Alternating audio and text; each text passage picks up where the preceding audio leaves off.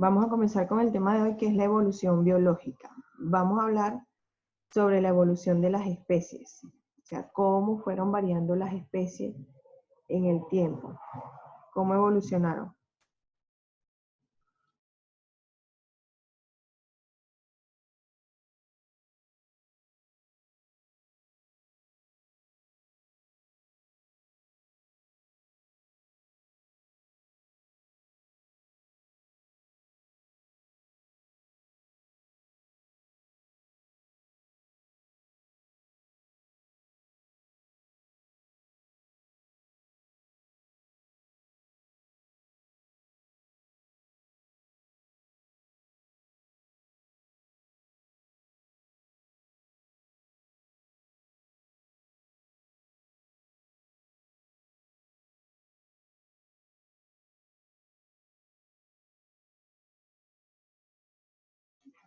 Ok, bueno, vamos a continuar. Me ha ocurrido un problema aquí con el audio. Como les decía, vamos a trabajar con la evolución biológica. ¿Cómo fueron variando las especies con el tiempo? Hay diferentes teorías sobre esto. No estamos hablando de la evolución del hombre, no estamos hablando de la evolución del hombre, de la evolución de todas las especies. Porque cuando hablamos de la evolución del hombre es cuando hablamos que sí del Homo sapiens, Australopithecus, todo eso. Estamos hablando de las especies en general. Les voy a compartir las diapositivas.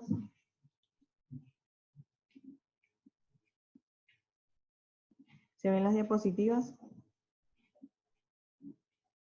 Ok.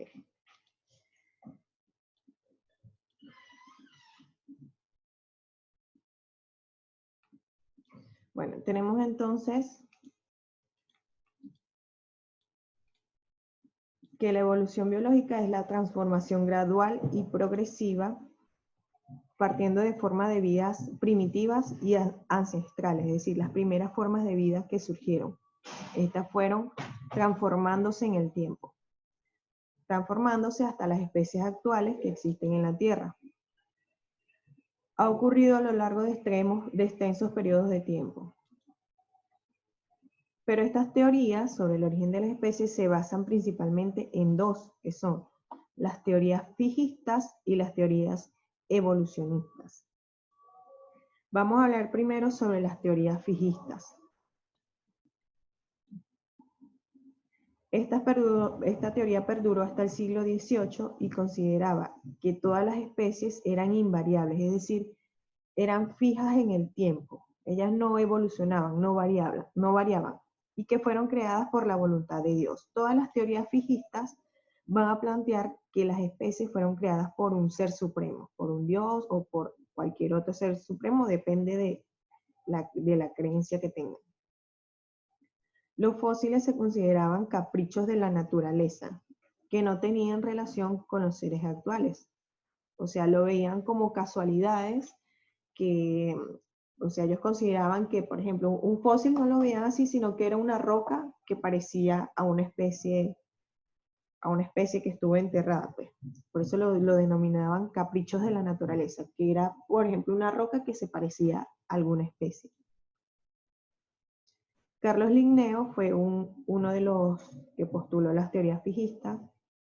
Jorge Cuvier y otros catastrofistas naturalistas trataron de hacer compatible el fijismo con los fósiles. ¿De qué manera?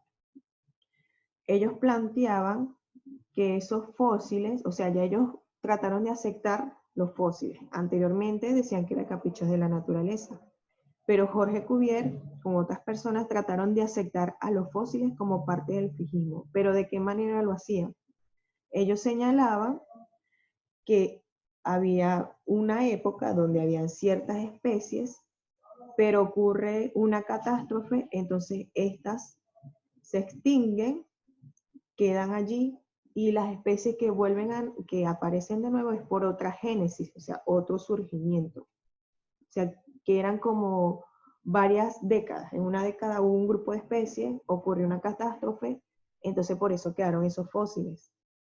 Luego hubo un nuevo génesis, surgieron nuevas especies, pero nunca quisieron relacionar esos fósiles con las especies actuales. Siempre los mantuvieron aislados, nunca trataron de relacionarlos, pero sí incluyeron a los fósiles como parte del fijismo.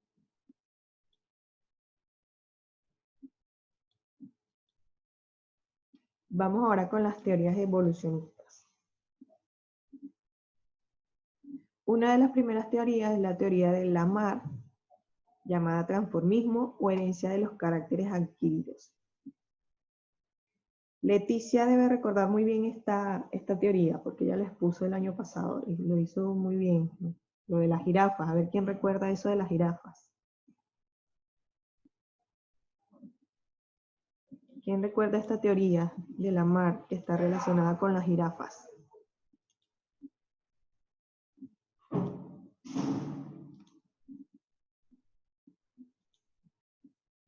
Los cuellos de la jirafa que se estiran, todo eso. Bueno, eso está relacionado con esta teoría, transformismo o herencia de los caracteres adquiridos. Esta fue propuesta por Jean-Baptiste Lamarck en su teoría de la evolución en 1809 y fue publicado en su libro Filosofía zoológica. Las especies actuales, esta teoría plantea que las especies actuales provenían de las especies extintas que habían sufrido modificaciones sucesivas. Las formas de vida eran como resultado del tiempo y el medio ambiente, es decir, que las formas de vida actuales eran el resultado de algún tipo de adaptación que en el tiempo se tuvo que dar para que pudieran realizar alguna actividad en el medio que se rodeaba. Y se plantean dos leyes. La primera es la ley del uso y desuso de los órganos. ¿Qué plantea esta ley? Que el órgano que se utiliza se vuelve funcional y el que no se atrofia o se pierde. Por ejemplo, en el caso de nosotros se dice que el coxis es un órgano vestigial, es el vestigio de una cola que tuvieron nuestros ancestros, la cola del mono. Entonces, esa es la ley del uso y desuso de los órganos. Lo que no se usa, se atrofia. Y lo que se usa se vuelve un órgano funcional y se va transmitiendo de generación en generación. La segunda ley es que los caracteres adquiridos se heredan. Es decir, lo que fue funcional se va a heredar y lo que no se pierde en el tiempo. Entonces, ¿qué pasa con la historia de las jirafas? ¿Qué estudio fue el que realizó? Se plantea que las jirafas anteriormente consumían hierbas y por algunos cambios que hubo en el ambiente, por los periodos de sequía, que la hierba se secaba, entonces ellos tenían que recurrir a comer arbustos. Entonces, para lograr alcanzar los arbustos y los árboles, ellos tuvieron que estirar su cuello. Y entonces esto fue provocando una transformación en el tiempo. Y dice que eso fue lo que logró que sus cuellos se alargaran. Aunque luego esta teoría ya no fue aceptada porque, por ejemplo, en China se hicieron estudios donde a los niños se les vendaban los pies para que no tuviesen gran crecimiento, pero cuando ellos tenían hijos, ellos no heredaban eso, eran de talla normal. Entonces, ese tipo de estudios fueron por los que no se logró luego aceptar esta teoría, y esta teoría no es aceptada.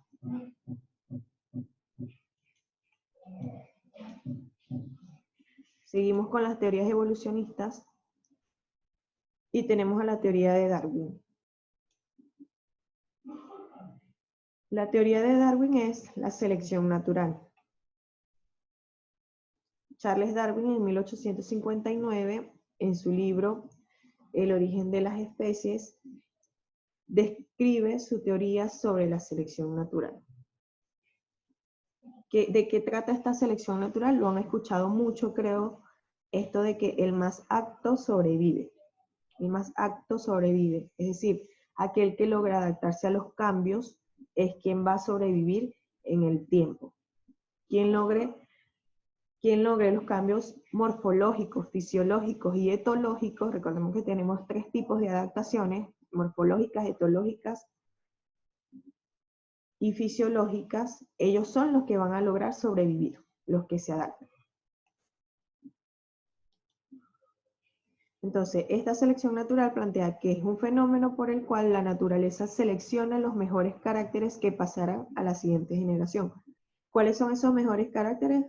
Los que van a lograr adaptarse al medio, los que logran adaptarse al cambio.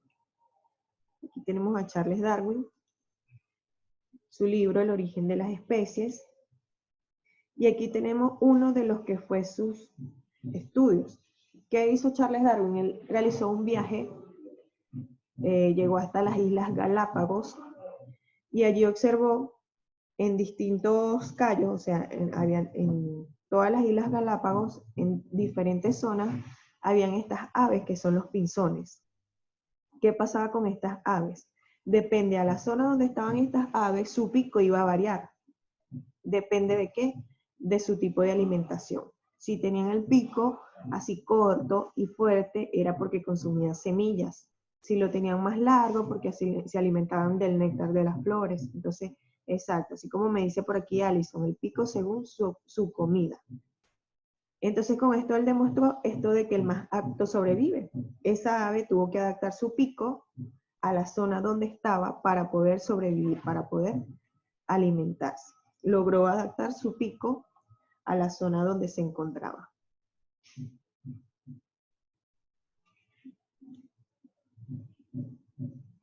Sí, fue en las Islas Galápagos. Aparte de trabajar con los pinzones, también observó a los mismos Galápagos, que también habían adaptaciones en ellos, habían variaciones. Y otras especies de animales también.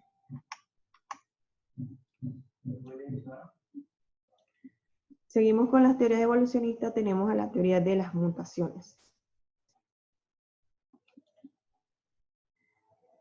El principal, o el que presentó esta teoría de las mutaciones es Hugo de Vries, a principios del siglo XX. Por acá lo tenemos. Él propuso algo llamado pangenes. Señalaba que eran los nuevos transformadores de la herencia. Estos pangenes era algo como los genes para las teorías de Mendel. O sea, eran las unidades que contenían a la información genética. Pangenes iban a ser las unidades. Pangenes iban a ser las unidades de información genética y los que iban a transmitir la herencia.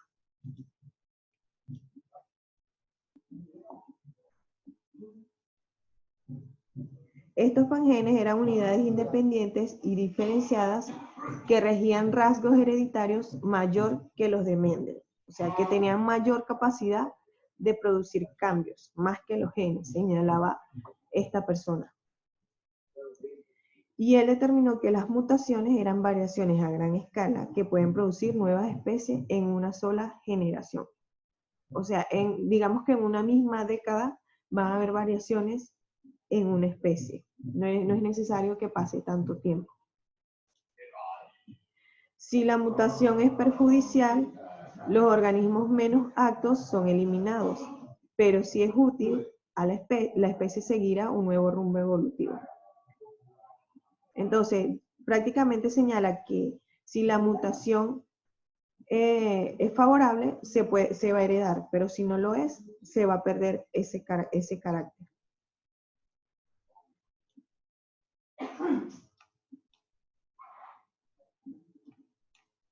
Aquí tenemos lo que es una mutación.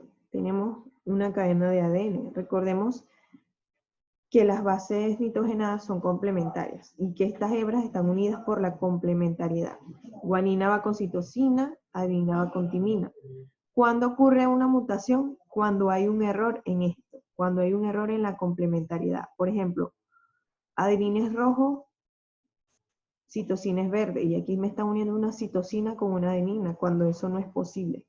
Tiene que ser adenina con timina, guanina con citosina. Entonces, esta mutación que ocurre aquí, si ella es favorable para la especie, se va a heredar, se va a mantener esa mutación.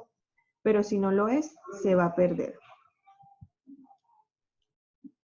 Entonces, las mutaciones van a ser las variaciones en los cromosomas, así como me menciona por aquí Edison.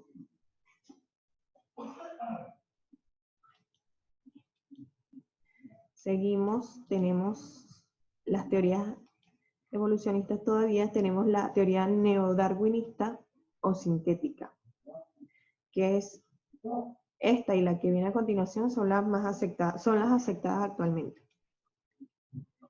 Esta teoría es la interpretación moderna del proceso evolutivo, es la síntesis de material acumulado de distintas disciplinas biológicas, es decir, va a integrar diferentes disciplinas biológicas u otras disciplinas que puedan adaptarse a la biología. Comienza en 1920, tomando como marco básico la teoría de Darwin, es decir, toma parte desde la selección natural. Esto nutrido del conocimiento en genética, es decir, va a incluir también la genética de Mendel y el tratamiento matemático de la dinámica de poblaciones. Es decir, va a ser la selección natural adaptada a la genética. Selección natural adaptada a la genética de Mendel.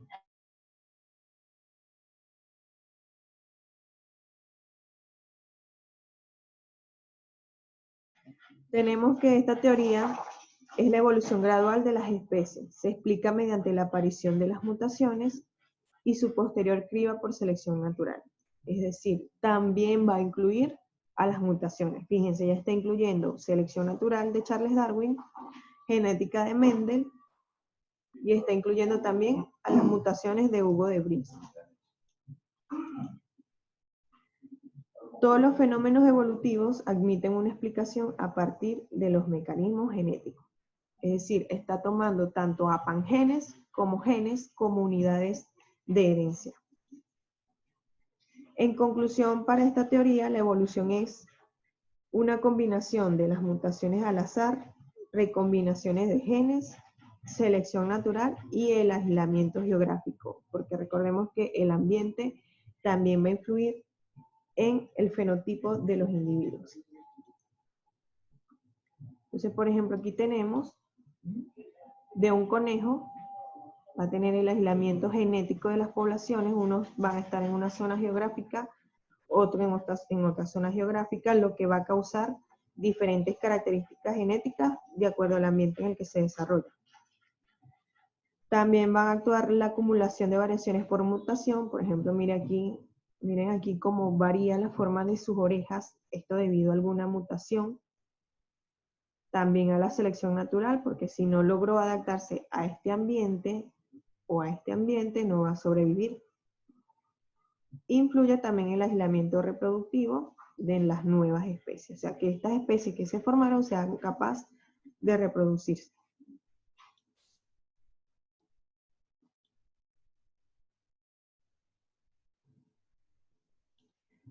Continuamos, vamos con la última teoría, la teoría neolamarquista. Es decir, sería una nueva o una mejora de la teoría de Lamarck. Esta fue postulada por Lisenki y Loganchewski.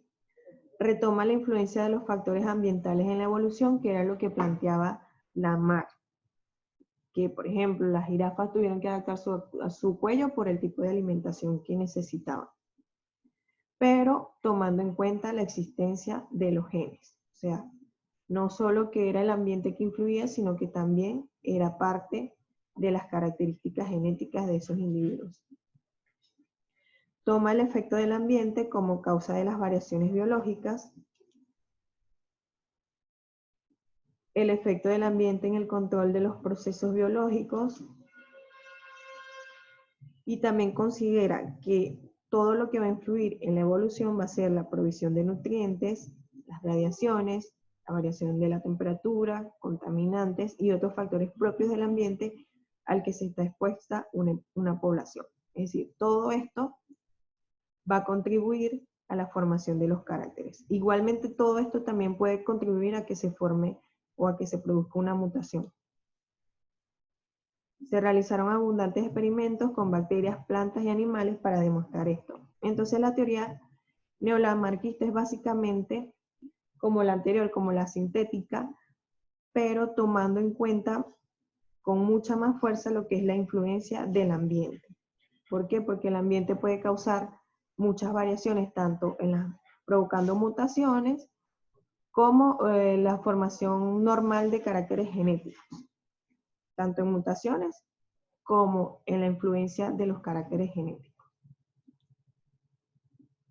Entonces, como se menciona aquí, fue aplicado en bacterias, en animales, en plantas. Entonces, en conclusión, la evolución se va a dar por los genes, por la recombinación de los genes. Recordemos el proceso de crossing over que permite la variabilidad de las especies. Las mutaciones, porque de hecho sabemos que sí hay muchas mutaciones y eso va a variar en las especies, la influencia del ambiente también y la selección natural. Esas van a ser las cuatro bases de la evolución. Selección natural, recombinación genética, ambiente y mutaciones. Todo eso va a ser lo que produzca la evolución de las especies.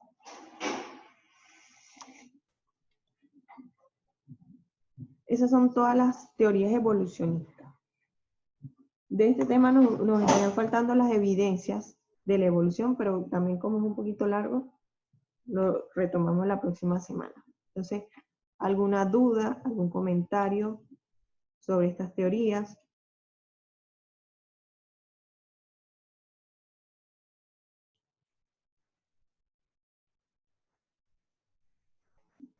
¿Algún comentario, alguna duda sobre estas teorías?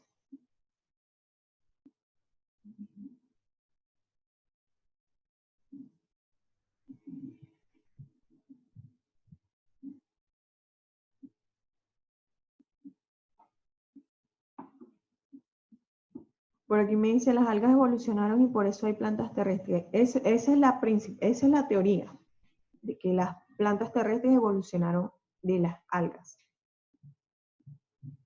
No. Por aquí, no es que voy a dejar evidencia. Por aquí me dicen, ¿cómo que dejar evidencia? No. Parte del tema son las evidencias de la evolución. O sea, por ejemplo, evidencias taxonómicas. Evidencias son los fósiles, por ejemplo, que demuestran que hubo evolución. O sea, todo eso aparece en el libro. Lo vamos a explicar la próxima semana.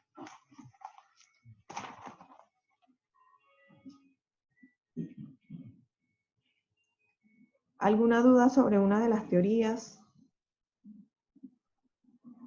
¿Quieren que vamos a repasarlas todas, ¿sí? Entonces tenemos las teorías fijistas. Dicen que venimos de un ser superior. Las teorías fijistas dicen que venimos de un ser superior, de un dios, y no creían en los fósiles, pero luego vino esta persona, Jorge Cuvier, y adaptó o introdujo lo que es los fósiles en el fijismo, pero decía que era que acababa una era, volvía una génesis, ocurría una génesis, surgían nuevos seres, pero no estaban relacionados unos con los otros.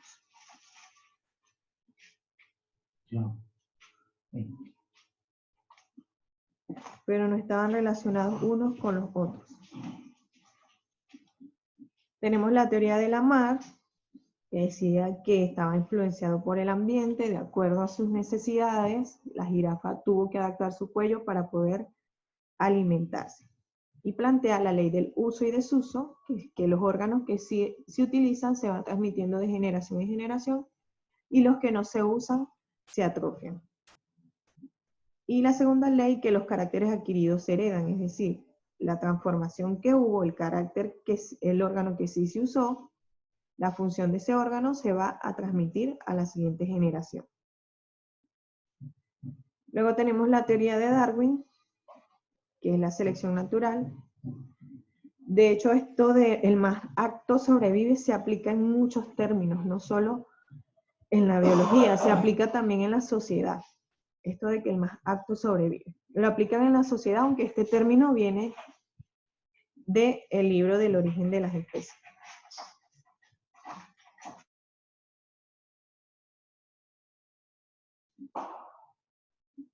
Entonces, Charles Darwin plantea que el organismo que sea capaz de adaptarse al cambio es el que va a pasar de generación en generación. Ese carácter es el que va a pasar de generación en generación. Tenemos la teoría de las mutaciones, planteado por Hugo de Vries, que propone al pangenes, que va a ser como una especie de genes, que va a ser las unidades de transformación de la herencia. Y que plantea que las mutaciones que son perjudiciales se pierden, pero las que son útiles se van a transmitir de generación en generación. La neodarwinista, que dice que la evolución es la unión de las mutaciones al azar, la recombinación de los genes, la selección natural y el aislamiento geográfico. Y por último tenemos la neolamarquista, que es prácticamente la sintética o neodarwinista, pero haciendo énfasis en la influencia del ambiente.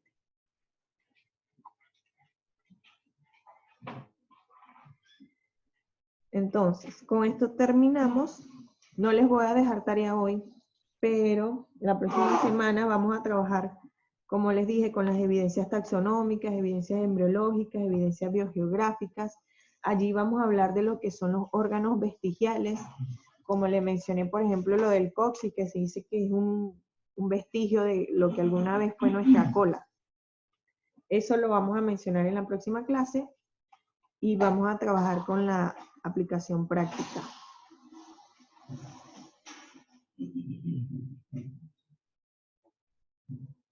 Por aquí, ¿qué me están preguntando?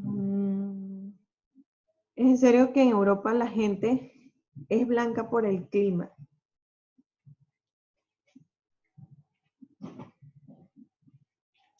¿Quién me pregunta esto? ¿Es en serio que en Europa la gente es blanca por el clima? También tienen que recordar también que, por ejemplo, cuando la época de la colonia, que hubo que sí los esclavos, que no sé qué, tampoco hubo mezclas por esa zona. El ambiente obviamente influye. Recordemos que tenemos pigmentos en la piel, que si la melanina, todo eso es lo que nos da la pigmentación de la piel. Y la zona geográfica tiene mucho que ver. Entonces sí influye la zona geográfica, no el clima como tal, sino la zona geográfica.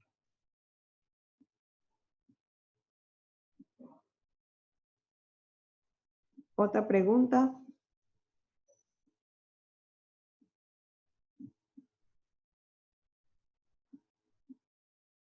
¿Todo claro entonces?